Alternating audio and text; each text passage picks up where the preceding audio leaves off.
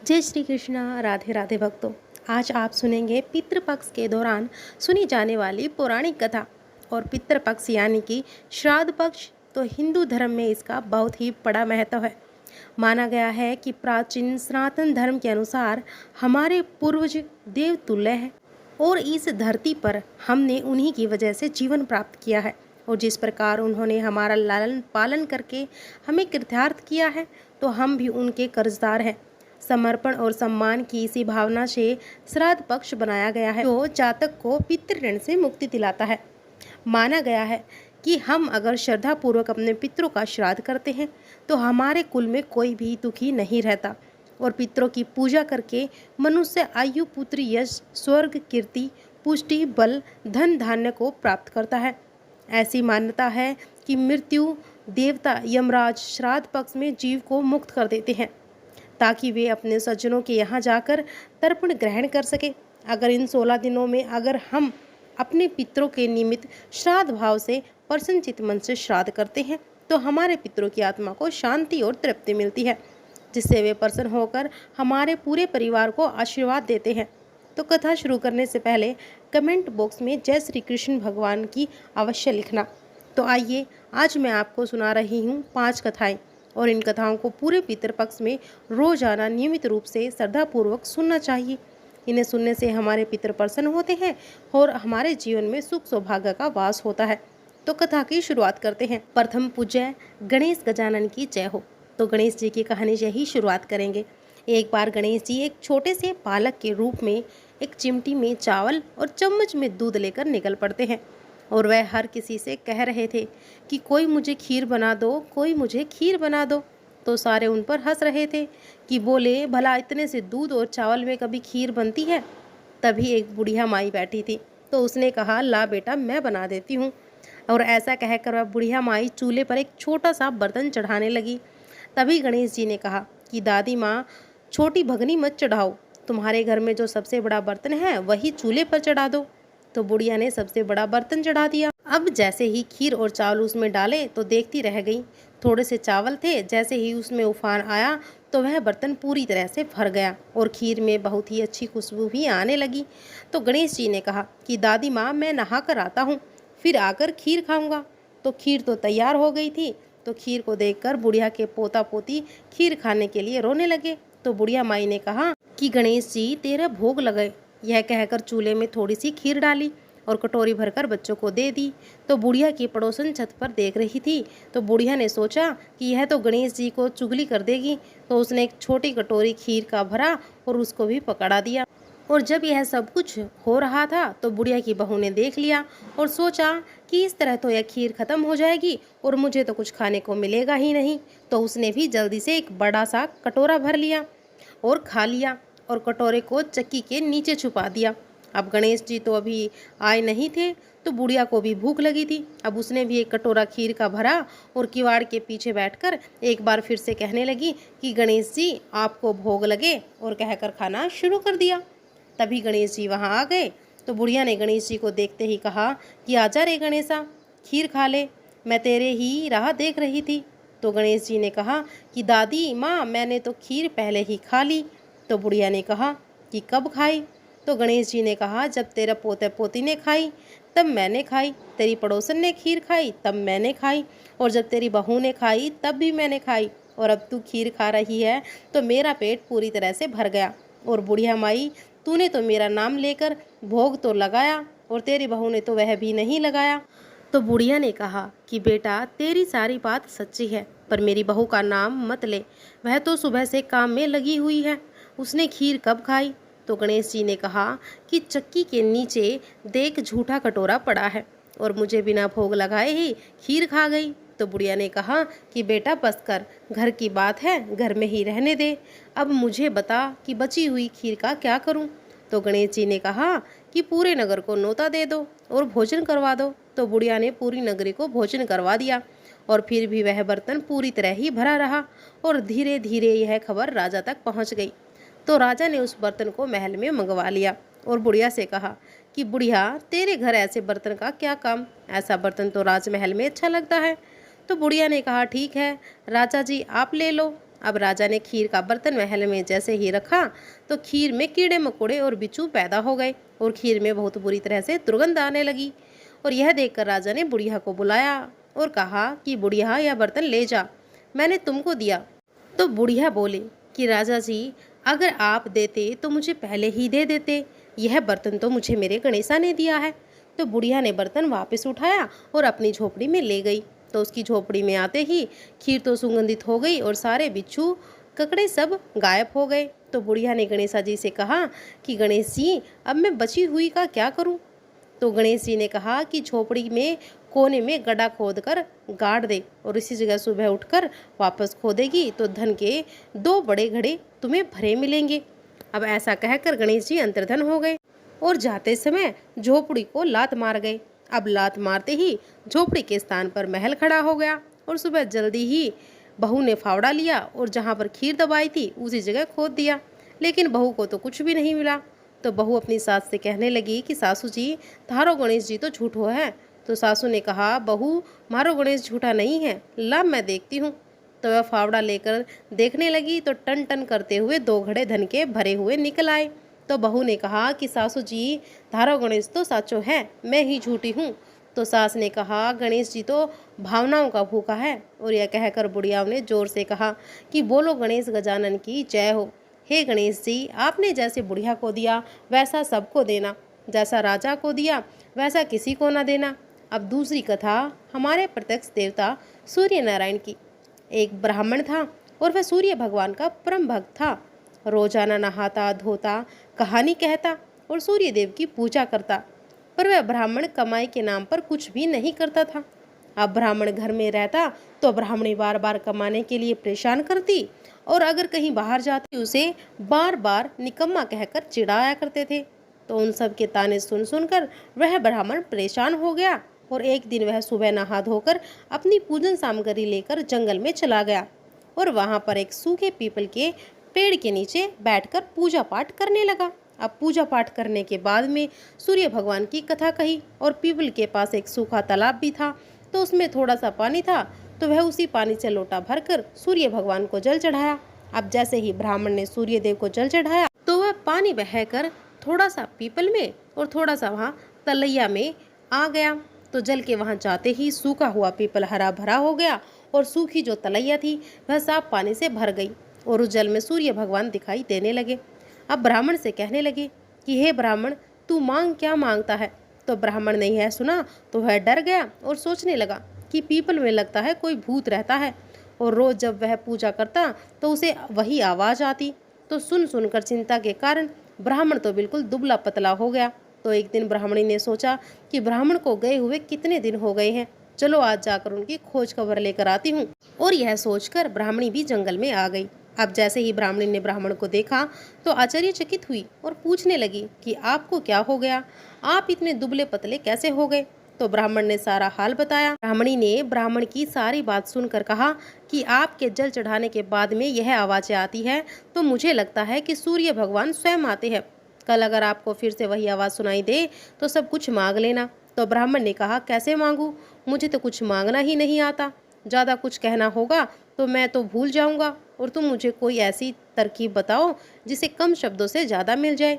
तो ब्राह्मणी कहने लगी कि तुम इस प्रकार से कहना कि 9 खंडे के महल के अंदर सोने के पालने में बड़े पोते को दास दासिया द्वारा खिलाते हुए अपनी आंखों से देखूं तो इस प्रकार लंबी उम्र और महल, बेटे, पड़पोते, बहुवे, धन सब कुछ मिल जाएगा।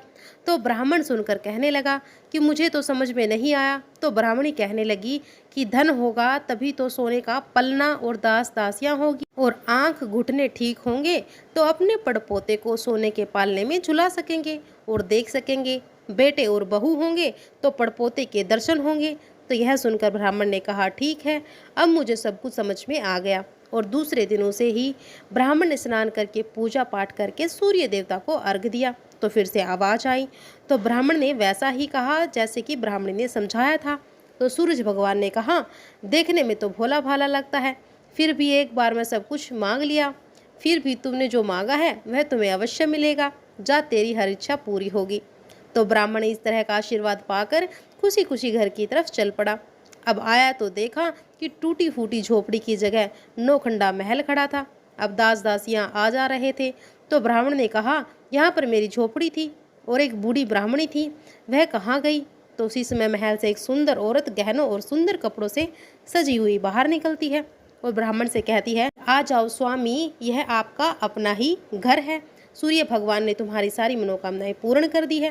तो ब्राह्मण ने कहा कि हम इतने धन का क्या करेंगे? तो ब्राह्मणी ने कहा कि धन से क्या नहीं होता, दान पुण्य करेंगे, यज्ञ करेंगे, होम करेंगे, भूखों को भोजन करवाएंगे, प्याऊ लगवाएंगे, धर्मशालाएं बनवाएंगे। तो ब्राह्मण ने ब्राह्मणी के कहे अनुसार वैसा ही किया। अब थोड़े ही समय में सारी प्रजा राजा की जगह उस ब्राह्मण के गुणगान करने लगी। तो जब यह बात राजा तक पहुंची, राजा ने उस ब्राह्मण को बुलाया और पूछा कि कल तक तो आपको खाने को भी नहीं मिलता था और आज यह धन कहाँ से आया? कहीं चोरी तो नहीं की, डाका तो नहीं डाला, क्या कुछ किया? मुझे सब कुछ सच सच बताओ।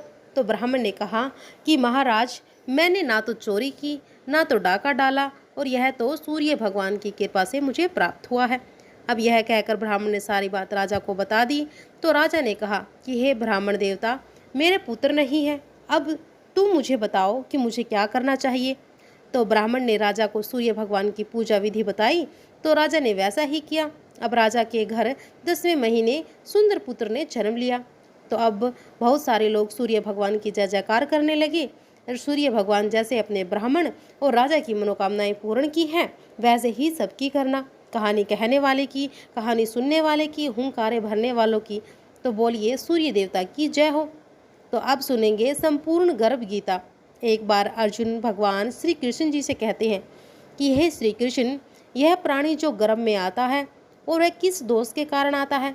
फिर यह जन्म लेता है, इसे जरा आदि के रोग लगते हैं, यह तरह तरह के दुख भोगता है और बुढ़ापे के कष्ट को सहता है और फिर इसकी मृत्यु हो जाती है।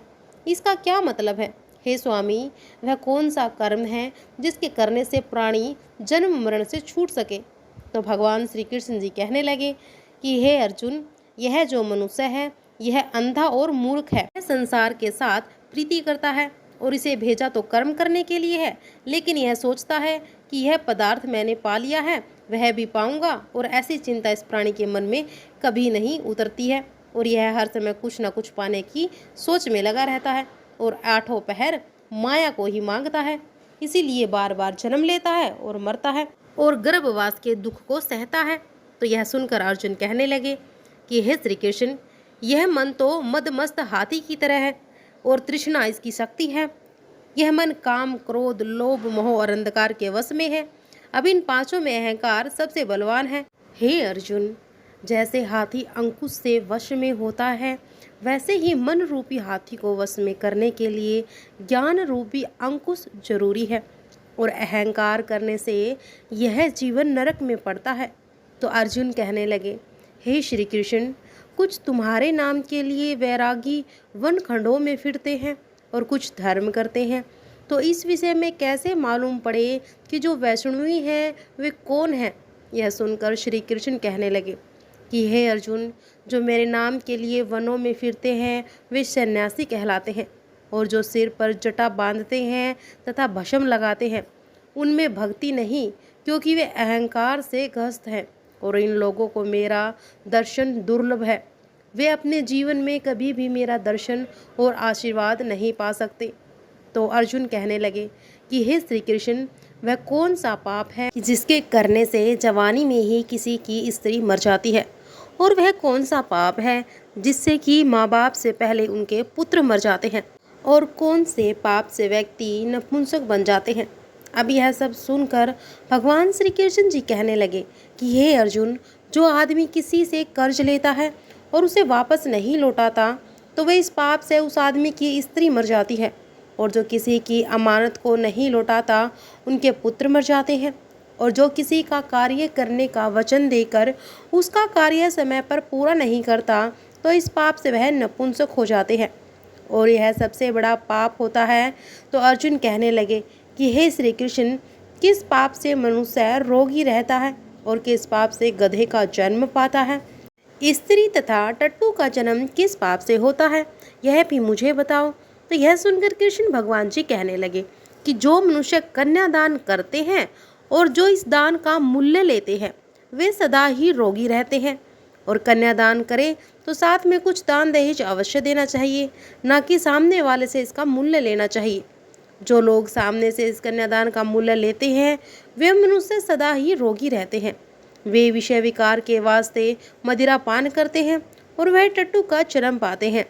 जो लोग झूठी गवाही देते हैं वे स्त्री का जन्म पाते हैं। और जो लोग रसोई बनाकर पहले आप खा लेते हैं वह परमेश्वर के नाम पर दान नहीं करते हैं, वे बिल्ली का जन्म पाते हैं। और जो मनुष्य अपनी झूठी वस्तुओं का दान करते हैं वह स्त्री का जन्म पाते हैं। झूठी चीज़ों का दान करने वाला मनुष्य अपने दूसरे जन्म में स्त्री का जन्म पाता है और वह स्त्री दासी होती है। अब अर्जुन कहने लगे कि हे श्री कृष्ण, पाप के बारे में तो आपने मुझे आज पूरा विस्तार से बता दिया, लेकिन कुछ और भी है जो मैं आपसे पूछना चाहता हूँ। कई मनुष्य को तो आपने बहुत सारा धन धान्य दिया है, तो उन्होंने कौन सा पुण्य काम किया है? कई मनुष्य को आपने हाथी घोड़े रथ इत्यादि दिए हैं, तो उन्होंने कौन सा महान पुण्य किया है, वह भी मुझे बताइए। तो श्री कृष्ण भगवान जी कहने लगे कि हे अर्जुन, जिन्होंने सोने का दान किया है उनको हाथी घोड़े वाहन मिलते हैं, और जो परमेश्वर के निमित्त कन्यादान करते हैं वह समर्थ पुरुष का जन्म पाते हैं। तो अर्जुन कहने लगे कि हे भगवान, जिन पुरुषों की सुंदर देह होती है उन्होंने कौन सा पुण्य काम किया है? और किसी के घर संपत्ति है, कोई विद्वान है, तो उन्होंने कौन सा पुण्य काम किया है? तो यह सुनकर श्री कृष्ण भगवान जी कहने लगे कि जिन्होंने अन्न का दान किया है उनका स्वरूप सुंदर होता है, और जिन्होंने विद्या का दान किया है वह विद्वान होते हैं, और जिन्होंने संतों की सेवा की है वे पुत्रवान होते हैं।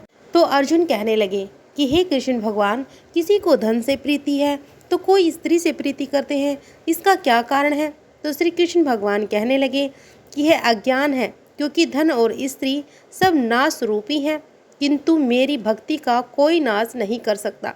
तो अर्जुन कहने लगे कि हे श्री कृष्ण, राजपाट किस क्रम से मिलता है और विद्या कौन से क्रम से मिलती है, अब यह भी मुझे बताओ। तो कृष्ण भगवान कहने लगे कि जो जीव श्री काशी में निष्काम भक्ति से तप करते हैं और वहीं पर अपना देह त्याग करते हैं तो वे राजा होते हैं, और जो गुरु की सेवा करते हैं वह विद्वान होते हैं। तो अर्जुन कहने लगे कि हे भगवान, किसी को धन अचानक बिना परिश्रम किए ही मिल जाता है और कोई व्यक्ति सारी उम्र रोग रहित रहता है, तो उन्होंने कौन सा पुण्य काम किया है? तो श्री कृष्ण कहने लगे कि जिन्होंने गुप्त दान किया हो उनको अचानक से ही धन मिलता है, और जिन्होंने परमेश्वर का कार्य और पराया काज संवारा हो और अपना कोई एहसान ना जताया हो तो वह रोग रहित रहते हैं। तो अर्जुन कहने लगे कि हे केशव, किस पाप से कोई मनुष्य अम्ली होते हैं और वह कौन सा पाप है जिसके करने से मनुष्य पुष्टि होता है? तो भगवान श्री कृष्ण बोले कि जो पुरुष अपने गुरु की स्त्री से रमण करता है वह अम्ली होता है, और जो गुरु से विद्या पढ़कर मुकर जाता है वह गूंगा होता है, और जिन्होंने कुकर्म किया है वह पुष्ट होता है। तो अर्जुन कहने लगे कि हे श्री कृष्ण, किसी की देह में रक्त का विकार होता है और किस पाप के कारण से होता है? और कोई दरिद्र होता है तो किसी की आयु खंड होती है, कोई अंधे होते हैं, कोई पुंगले होते हैं, वह कौन से पाप से होते हैं? कुछ स्त्रियां होती हैं जो बाल विधवा हो जाती हैं, उन्होंने कौन सा पाप किया होता है, यह भी मुझे बताओ। तो श्री कृष्ण भगवान कहने लगे कि हे अर्जुन, जो सदा क्रोधवान रहते हैं उनको रक्त विकार होता है, और जो आलस्य में डूबा रहता है वो दरिद्र होता है, और जो कुकर्मी ब्राह्मण को दान देता है उनकी आयु खंड होती है। इसीलिए हमेशा सुपात्र ब्राह्मण को दान देना चाहिए। और जो प्राणी स्त्री को नंगी देखता है, गुरु की स्त्री पर कुदृष्टि डालता है, और जिस आदमी ने गौ को या फिर ब्राह्मण को लात मारी हो वह अंधा होता है और पंगला होता है। और जो स्त्री अपने पति को छोड़कर प्राय पुरुष से संग करती है वह अगले जन्म में बाल विधवा होती है। तो अर्जुन कहने लगे कि हे श्री कृष्ण, तुम पार ब्रह्मा हो, तुमको मेरा बारंबार नमस्कार है।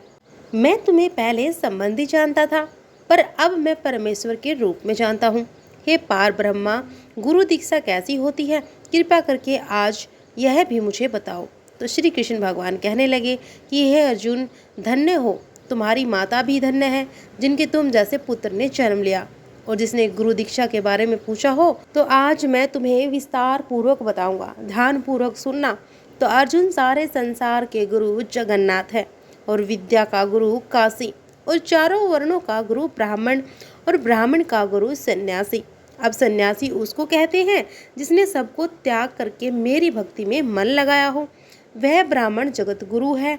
तो हे अर्जुन, यह बात ध्यान देकर सुनने की है कि गुरु कैसा होना चाहिए।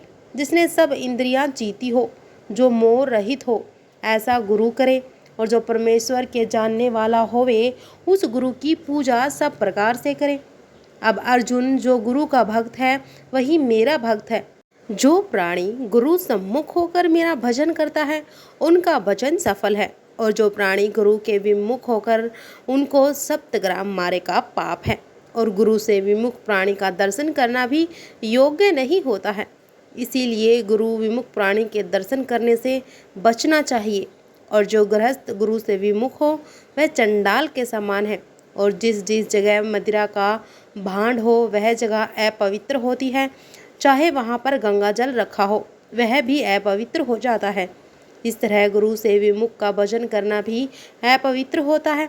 और उसके हाथ का देवता भी भोग नहीं लेते, तो उसके सारे काम निसफल होते हैं। और कुकुर, शुकुर, गद्र, काक, इन सब योनियों में सर्प की योनि सबसे बड़ी खोटी होती है। लेकिन इन सब से खोटा वह मनुष्य होता है जो गुरु नहीं बनाता, और गुरु बिना गति नहीं होती है, वह अवश्य नरक को जाता है। और गुरु दीक्षा बिना प्राणी के सारे काम निसफल होते हैं। तो हे अर्जुन, जैसे चारों वर्णों को मेरी भक्ति करना योग्य है, वैसे गुरु की भक्ति और सेवा करना योग्य है। जैसे सब नदियों में गंगा सर्वश्रेष्ठ है, और जैसे सब व्रतों में एकादशी का व्रत सबसे श्रेष्ठ होता है, वैसे ही हे अर्जुन, सब सेवाओं में गुरु सेवा सबसे उत्तम होती है। और गुरु दीक्षिणा बिना प्राणी पशु योनि पाता है, और धर्म करता हुआ भी पशु योनि में फल भोगता है। और अर्जुन कहने लगे कि हे श्री कृष्ण, गुरु दीक्षा क्या है। तो यह सुन भगवान श्री कृष्ण ने कहा कि हे अर्जुन, धन्य है जन्म तेरा जिसने यह प्रसन्न किया। और गुरु और दीक्षा दो अक्षर हैं। हरि नाम इन अक्षरों का गुरु कहलाता है। इन चारों वर्णों को जपना ही श्रेष्ठ है। हे अर्जुन, जो गुरु की सेवा करता है वह मेरी सेवा करता है, और मेरी उस पर प्रसन्नता होती है। मैं हमेशा उसे आशीर्वाद देता हूँ, और मेरी कृपा से 84 योनियों से छूट जाता है, जन्म मरण से रहित हो जाता है, वह कभी नरक में नहीं जाता। और जो प्राणी गुरु की सेवा नहीं करता, वह 3.5 करोड़ वर्षों तक नरक की यातना भोगता है। और जो गुरु की सेवा करता है, उसको कई अश्वमेघ यज्ञ के पुण्य फलों की प्राप्ति होती है। तो हे अर्जुन, आज मैंने तुम्हें बहुत ही महत्वपूर्ण बातें बड़े ही विस्तार पूर्वक बताई है। तुम्हारा और मेरा यह संवाद जो भी प्राणी पढ़ेगा या सुनेगा, उसे गर्भवास के दुखों से छुटकारा मिलेगा, और 84 योनियाँ कट जाएगी। और जो महिला अपने गर्भकाल में हमारे इस संवाद को सुनेगा, तो उसकी संतान सुपात्र और ज्ञानी होगी। और इसी कारण इस पाठ का नाम गर्भ गीता है। इसे श्री कृष्ण भगवान के मुख से अर्जुन ने सुना है। और गुरु दीक्षा लेना उत्तम कर्म है, और उसका फल यह है कि नरक एवं 84 योनियों में जीव बचा रहता है।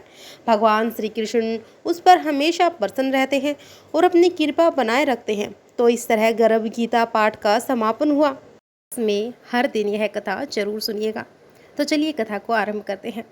मान्यताओं के अनुसार एक क्षत्रिय होने के कारण महाभारत के युद्ध में वीर गति को प्राप्त होने के बाद कर्ण को स्वर्ग मिला, और जहां उसने अपने द्वारा किए गए सभी पुण्य का फल तो मिला, लेकिन वह स्वर्ग कर्ण के लिए नरक समान हो गया था।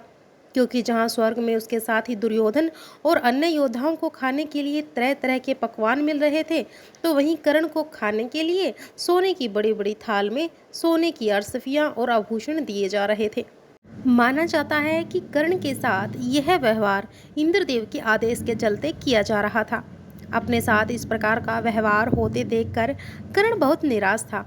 तो एक दिन भूख से व्याकुल होकर वह देवराज इंद्र के पास पहुंचा, और उसने उनसे पूछा कि हे प्रभु, आखिरकार क्या कारण है कि हमें भोजन की जगह केवल सोना ही खाने को दिया गया है। कर्ण के इस सवाल का जवाब देते हुए इंद्रदेव कहते हैं कि वैसे तो तुम बहुत दानवीर हो, लेकिन तुमने अपने पूरे जीवन भर प्रसिद्ध और अपना नाम कमाने के लिए केवल और केवल सोना ही दान दिया था।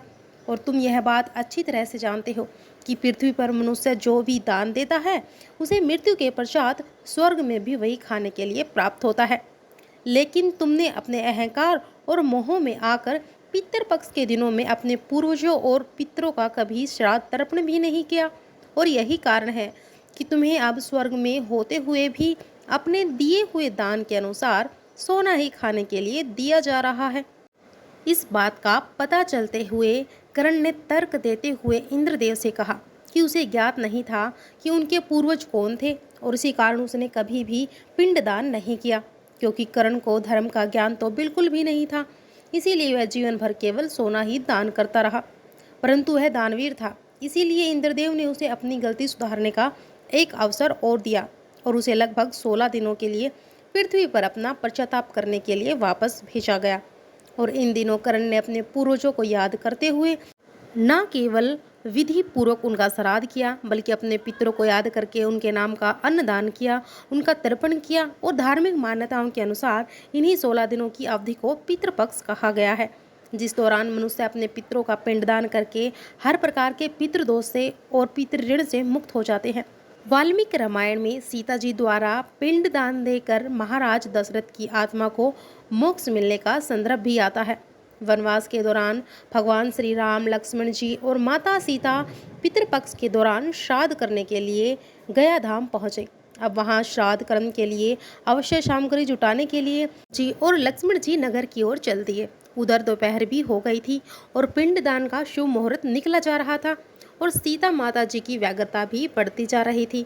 तभी दशरथ जी की आत्मा ने पिंडदान की मांग कर दी और गया जी के आगे फाल्गुन नदी पर अकेली सीता जी असमंजस में पड़ गई। वट वृक्ष, केतु के पुष्प और गाय को साक्षी मानकर बालू का पिंड बनाकर स्वर्गीय राजा दशरथ के निमित्त पिंडदान दे दिया। और थोड़ी ही देर बाद भगवान श्री राम जी और लक्ष्मण जी वापस लौटे तो उन्होंने माता सीता से पिंडदान की तैयारी करने के लिए कहा। तो तब माता सीता ने कहा कि समय निकल जाने के कारण मैंने स्वयं ही पिंडदान कर दिया। तो तब भगवान श्री राम कहने लगे कि बिना सामग्री के पिंडदान भला कैसे हो सकता है। तो इसके लिए श्री राम जी ने सीता जी से प्रमाण मांगा। तब सीता जी कहने लगी कि यह फल्गु नदी की रेत और केतकी के पुष्प और गाय और वट वृक्ष मेरे द्वारा किए गए श्राद्ध कर्म की गवाही दे सकते हैं। यह साक्षात प्रमाण है। लेकिन फल्गु नदी, गाय और केतकी के पुष्पों से जब भगवान श्री राम ने इस विषय में पूछा तो वे तीनों इस बात से मुकर गए और सिर्फ वट वृक्ष ने ही सही बात कही। तो तब सीता जी ने महाराज दशरथ का ध्यान करके उनसे ही गवाही देने की प्रार्थना की। तो दशरथ जी ने सीता जी की प्रार्थना स्वीकार कर ली और घोषणा की कि मुहूर्त बीतने से पहले ही सीता ने मुझे पिंडदान दे दिया था। तो श्री राम जी प्रसन्न हुए, लेकिन तीनों गवाहों द्वारा झूठ बोलने पर सीता जी ने उन्हें क्रोधित होकर श्राप दे दिया कि फल्गु नदी, तू सिर्फ नाम की नदी रहेगी, तुझ में पानी नहीं रहेगा। और यही कारण है कि आज भी गया जी में फल्गु नदी सूखी रहती है। और गाय को श्राप दिया कि तू पूजन होकर भी लोगों का झूठा खाएगी। और केतकी के पुष्प को श्राप दिया कि तुझे पूजा में कभी नहीं चढ़ाया जाएगा। और वट वृक्ष को सीता जी का आशीर्वाद मिला, क्योंकि वट वृक्ष ने सत्य बोला था। और सीता जी ने वट वृक्ष को आशीर्वाद दिया कि उसे लंबी आयु प्राप्त हो और वह दूसरों को छाया प्रदान करेगा। हर पतिव्रता स्त्री तेरा स्मरण करके अपने पति की दीर्घ आयु की कामना करेगी। अब यही कारण है कि गाय को आज भी झूठा खाना पड़ता है और केतकी के पुष्पों को पूजा पाठ में वर्जित माना जाता है। और फल्गु नदी के तट पर सीता कुंड के पानी के अभाव में आज भी सिर्फ बालू या रेत से पिंडदान किया जाता है। और यही कारण है कि वट वृक्ष की आयु सबसे अधिक होती है। अब सुनिए श्राद्ध पक्ष में हर दिन सुनी जाने वाली कथा। प्राचीन कथाओं के अनुसार जोगो और भोगो दो भाई थे। जोगे धनी था और भोगे निर्धन था। दोनों भाई में बड़ा प्रेम था, लेकिन जोगे की पत्नी को धन का घमंड था और उधर भोगे की पत्नी बिल्कुल सरल हृदय की थी। और पितृपक्ष आने पर जोगे की पत्नी ने उससे पितरों का श्राद्ध करने के लिए कहा। जोगे इसे बेकार का काम समझकर टालने लगा, लेकिन उसकी पत्नी को यह पता था कि अगर ऐसा नहीं किया तो लोग बहुत बातें बनाएंगे।